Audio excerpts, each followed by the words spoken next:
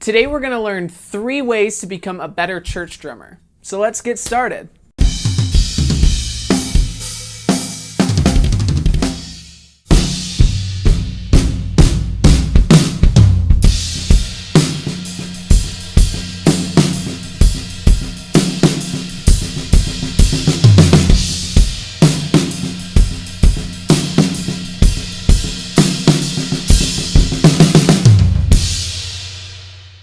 Hey everyone, Gabe here from drumbeatsonline.com, a website that helps you become a better drummer. Today I'm going to talk about a question that I've been getting a lot, and that is, how do I become a better church drummer? I'm getting a lot of emails and a lot of questions from people who are asking, hey, I play at these churches and I'm struggling with this, this, and this. So today I'm going to break down how to become a better church drummer in 3 different ways. So before I get into that, I just really want to thank you guys. You guys have been such amazing supporters and students of mine. I'm loving hearing from you guys so much. I love hearing the comments. I love getting the emails. I love responding to you guys. And I just passed 5,000 subscribers, so thank you so much. I really appreciate you guys. So now let's jump into the lesson.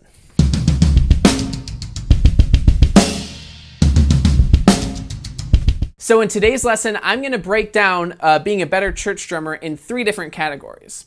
Those categories are dynamics, building, and transitions.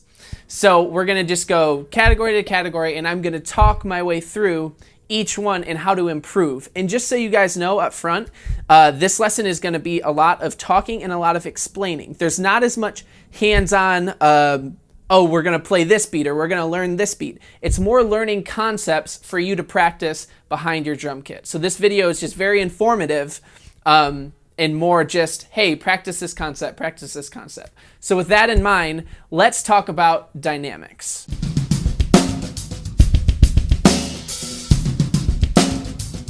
So what does the word dynamics mean? To be honest, I didn't know for the longest time. When I would play at churches and people would say, hey, can you play a little bit more dynamic there? I really wouldn't know what that word meant. I would just make something up. So playing dynamically really just means make the song build. So let's say maybe the first verse of the song you play a little bit quieter than the second verse, or you really make those quiet parts of the song really nice and quiet, and then you make those big parts of the song really nice and big, because it's really easy to just play maybe the same beat the whole way through the song and never change anything up. So dynamics is making the quiet parts quieter, making the loud parts maybe a little bit louder, more high energy. Okay, so now how can we apply being dynamic into playing a worship song or playing a church song? Because a lot of these songs might just have the same beat throughout the whole song, and that can get really, really boring. And if the kick pattern and the snare pattern are the same throughout the whole song, that's fine. But now let's make it dynamic. So let's say we're playing in the verse just a hi-hat, kick, and snare pattern. Let's just say it's this.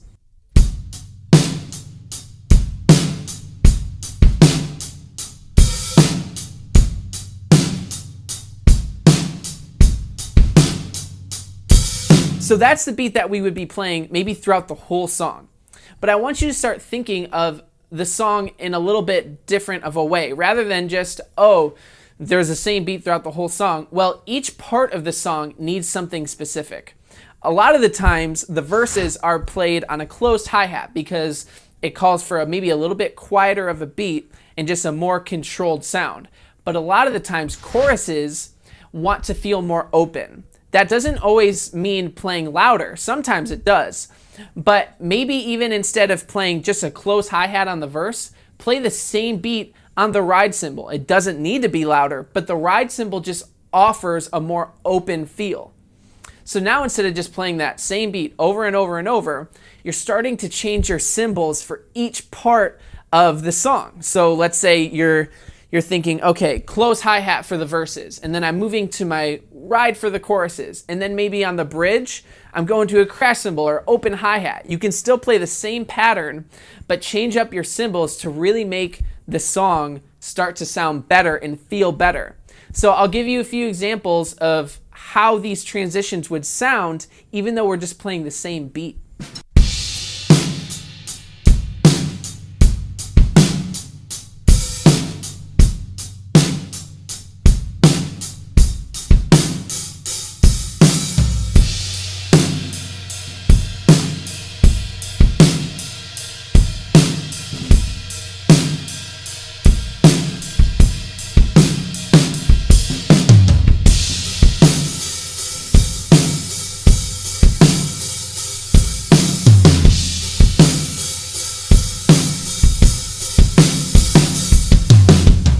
So even though we were playing the same beat, the beat felt different every time we changed cymbals. So I'd really encourage you guys to break up the song in sections of first verse, chorus, second verse, bridge, and really try to even just change the cymbals for each part. Even sometimes if the recording doesn't do that, try to add your own spin and try to make these songs more dynamic.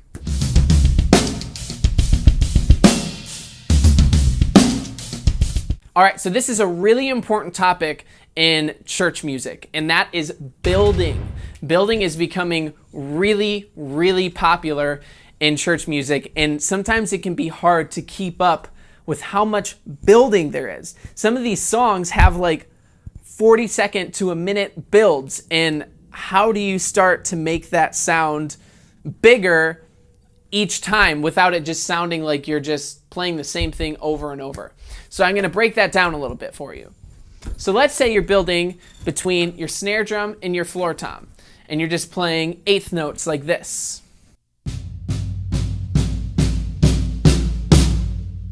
So you're just playing something simple. Well, for these longer builds, you can start to add things to make the build more and get more intense until that build ends and you, I'm assuming, are going into a big part of the song. So I'd say there's a few steps you could do depending on how long this build is.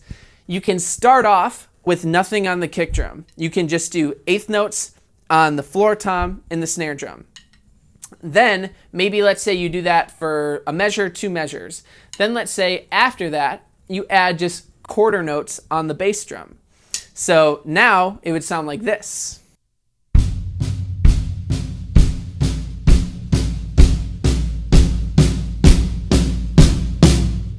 So then you play that for another 2 measures or so. Then what you can do is you can play all of the eighth notes that you're playing on your hands with your kick drum. Then if that doesn't even take you there yet, then you can move your right hand, or whatever hand is on your floor tom, you can move that over to a cymbal and start building from there.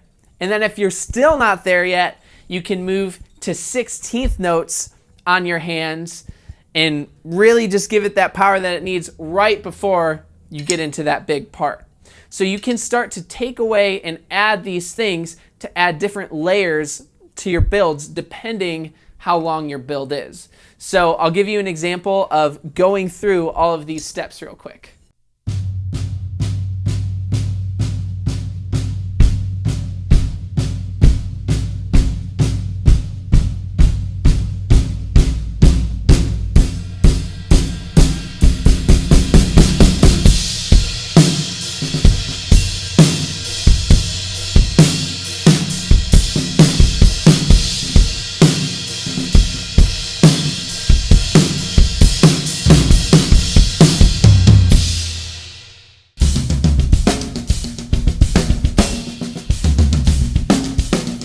Transitions can be so tough as a drummer, and this doesn't even need to be in church music. This can be in any song at all. But specifically, in church drumming, the drummer is the leader a lot of the times.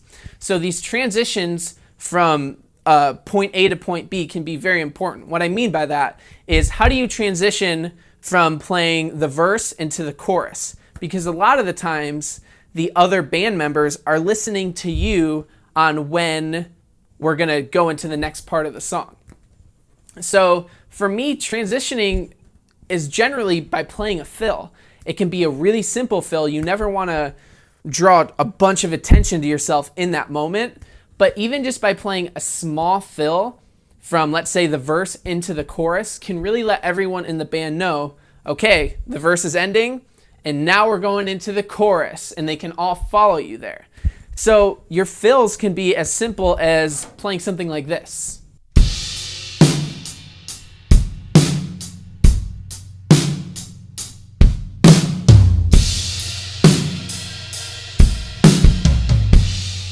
So it doesn't need to be this big showy moment. Some people say, hey, in transitions, I'm starting to get lost in leading the band, off tempo because I'm trying to do this cool roll, but I just can't get it in time. And I would say definitely practice that. Try to practice doing your fills in time, but your transitions can just be something as simple as just a single snare hit, or a snare to tom hit, or something. It can be half a measure long. It can be just one beat long. Just a small little something to give the band a note of saying, hey, this is where we're going now. So those are 3 tips on how to become a better church drummer. Please practice these concepts, guys, because it's new knowledge and you're not going to get better at them unless you're practicing them. If you want some of my deluxe drum lessons, check out my full drum lesson package called Ultimate Beginner Drum Lessons. If you want to, you can check it out right here. I really think you're going to love it. But if not, you can check out my last YouTube lesson right here. Thank you again so much for your support, guys. I love that I'm in a position where I can help you guys grow. It's seriously bringing so much life to me, and I'm so thankful for you guys. So thanks for watching this lesson. I hope it helped, and I'll see you in the next one.